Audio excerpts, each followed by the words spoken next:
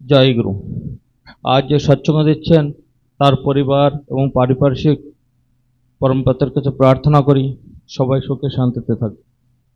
আমরা সবাই সুখে শান্তিতে থাকতে চাই, কিন্তু ঠাকুর যে বিধান দিয়েছেন সে বিধান আমরা পালন করতে চাই না। ঠাকুর যে পঞ্চনীতি তিনি দিয়েছেন সেগুলো যদি আমরা ঠিকভাবে পালন করে চলি, তাহলে আমরা সংসার জীবনে আনন্দেই থাকতে পারি। আমরা জানি না যে সৎসঙ্গে আসলে আমাদের যে আয়ু বৃদ্ধি হয়, আমাদের রোগ শোক গ্রহদোষ অনেক কিছু কেটে যায় এই সৎসঙ্গে আসলে। তার জন্য এই সৎসঙ্গে আসা।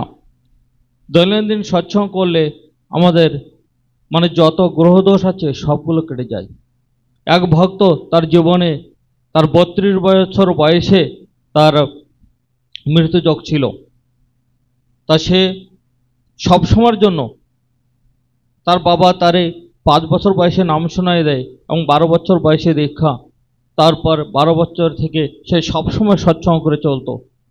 সে জানে যে আমার 32 বছর বয়সে আমার মৃত্যু, তাই সবসময়ের জন্য বছরে একবার দেওঘরে যাওয়া আর সবসময় সৎসঙ্গে। সে অল্প সময়ের মধ্যে সে পড়াশুনো করে বড় একটা চাকরি পায়, বিবাহ করে। সে জানে যে আমার 32 বছরের মধ্যে আমার সব কিছু করতে হবে, তাই সে খুব ফাস্ট সব কাজগুলো করে।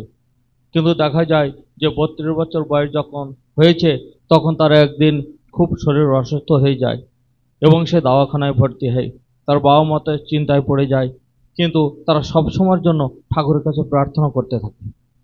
তারপরে সেই মানুষ সেই 32 বছর পার করে 90 বছর পর্যন্ত তিনি বেঁচে ছিলেন। তাই সৎসঙ্গ করলে এগুলো হয়। এক ভক্ত আর ভগবানের একটা গল্প বলবো। এক ভক্ত সবসময় সে মন্দিরে ঝাড়ু মারার কাজ করে, সকাল বিকাল ঝাড়ু দেয় আর দুপুরের সময় ঘুমায়। একদিন বলছে, ভগবান তুমি এই যে সারাদিন বসে থাকো, তোমার কাছে কত ভক্ত আসে, তুমি খাও না, কিছু করো না, একদিন এক কাজ করো, তুমি আমার জায়গায় কাজ করো আর তোমার জায়গায় আমি কাজ করি। ভগবান বলছে ঠিক আছে। তারপর দিন ভগবান বলছে আমি তো এসে গেছি, তো বলে তাহলে আমার কাজ করো।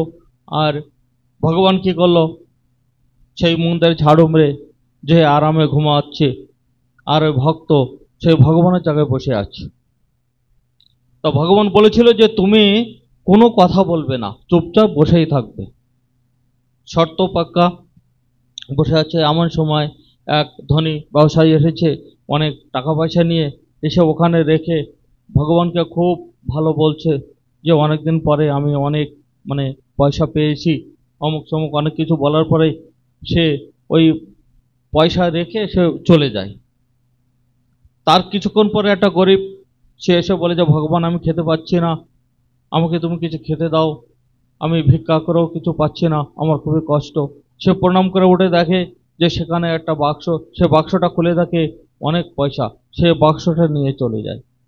তারপরে একজন আছে, একটা ছেলে, সে এসে বলে ভগবান আমার 7টা সমুদ্র ওই পারে আমাকে যেতে হবে, যে আমার একটা ইন্টারভিউ আছে, আমি যেন চাকরিটা পেয়ে যাই। এই বলে সে যখন মন্দির থেকে বাইরে বেরোচ্ছে, এমন সময় সেই ব্যবসায়ী এসে বলছে যে আমার এখানে পয়সার আমি রেখে গেছিলাম, তা সে বাক্সটা কোথায়, তুমি চুরি করেছো। ও বলে না আমি চুরি করিনি। এই দুজনের ভেতরে ঝগড়া বেঁধে যায়। তারপরে পুলিশ ডেকে ওই ছেলেকে অ্যারেস্ট করে। তত সময় সন্ধে হয়ে গেছে, ভগবান ভগবানের জায়গায় আর ভক্ত ভক্তের জায়গায়। তখন ওই ভক্ত জিজ্ঞেস করছি যে আমি তো কিছুই বুঝলাম না, তোমার এই লীলা বোঝা খুবই মুশকিল। এই যে একজন ব্যবসায়ী সে পয়সা রেখে চলে গেছে, তুমি তাকে ভুলাই রেখেছ। ভগবান তখন বলছে দেখো, ওর পিছনে অনেক ডাকাত অনেক চোর পড়েছিল, ওর পয়সাগুলো নিয়ে যেত, সেই জন্য আমি ওকে ভুলাই রেখেছিলাম।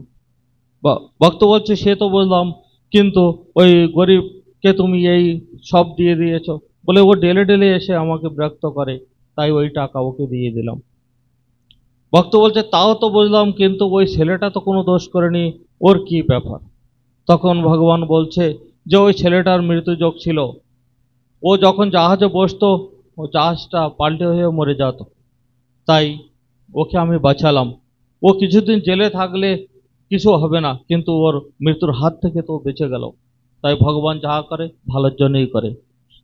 যা কিছু করে ঠিকই করে, আমরা বুঝতে পারি না যে আমাদের সামনে কি বিপদ আছে, সে বিপদের হাত থেকে তিনি বাঁচান। এখন বর্তমানে আমাদের যে ডিবির কাজ দিয়েছেন, যে যাজন করার কথা বলেছেন, এতে আমাদের সবার মঙ্গল আছে। আমরা বুঝতে পারছি না যে আমাদের মঙ্গল কোথায়। আমরা বাড়িতে বসে ঝগড়াঝাটি ইত্যাদি অনেক কিছু আমরা করে থাকি। এই এই যাজন কাজে বেরোলে আর এই ঝগড়াঝাটির কথা মনে থাকে না। কেন কি, কাজে থাকলে এই শরীরটা ভালো থাকে, আর কাজে না থাকলে বাড়ি বসে অমুকের দোষ তমুকের দোষ ইত্যাদি আমরা এইসব নিয়ে চর্চা করি। তাই এবার অবিন্দা খুব সুন্দরভাবে আমাদের বলেছেন যাজন করার কাজে। এই যাজনে যারা বেরিয়েছেন তারা খুবই আনন্দ আছে। সব গ্রামে এখন দেখা যায় যে সন্ধ্যার পরে যে বাড়িতে প্রার্থনা করে না, সে বাড়িতে দাদারা কিংবা মায়েরা যে সেই বাড়িতে প্রার্থনা করছে। যাদের বাড়িতে ইষ্টভৃতি করছে না তাদের বাড়িতে যে তাদের সেইভাবে ইষ্টভৃতি যাতে করে, ইষ্টভৃতি পাঠায়, সেইভাবে তারা এইভাবে কাজ করে চলছে। তা আমরাও এখানে ছিটিতে থাকি, সবাই আমরা কাজকর্মের মধ্যে থাকি, তবুও আমাদের আশেপাশে যারা, তাদের বাড়িতে আমরা যেতে পারি। যে আমরা করব এটা আমার জন্য, সব ব্যক্তিগত ব্যাপার। ঠাকুরের যা খুঁজে দিয়েছে নিজের জন্য দিয়েছে, যে আমি যতটুকু করব ততটুকু। আমরা আমাদের ভুল, আমরা মানে নিজের ভুল আমরা যেদিন ধরতে শিখবো, সেদিন অপরের ভুল আমরা আর ধরবো না। যে আমার কোথায় গলতে হচ্ছে সেই জিনিসটা আমাকে দেখতে হবে, যে আমি ঠাকুরের মানুষ, আমি ঠাকুরের দীক্ষা নিয়েছি, তা আমার কোথায় ভুল আছে। নিজের বিচার নিজে যখন আমরা করতে পারবো, তখন আমরা সবাই একটা ভালো মানুষ হতে পারবো। ঠাকুর বলেছেন মানুষ আপন টাকা পার, যত পারিস মানুষ ধর। তাই আমাদের একটাই কাজ, মানুষ ধরার কাজ। ছলে বলে কলে কৌশলে তাকে দীক্ষা দেওয়ানো, আর যাতে সে পঞ্চনীতি পালন করে চলে, সেদিকে আমাদের লক্ষ্য রাখতে হবে। এই পর্যন্ত বলে সবাইকে আমার জয়গুরু। সবাই সুখে শান্তিতে থাকুন, পরমপিতার কাছে প্রার্থনা করুন।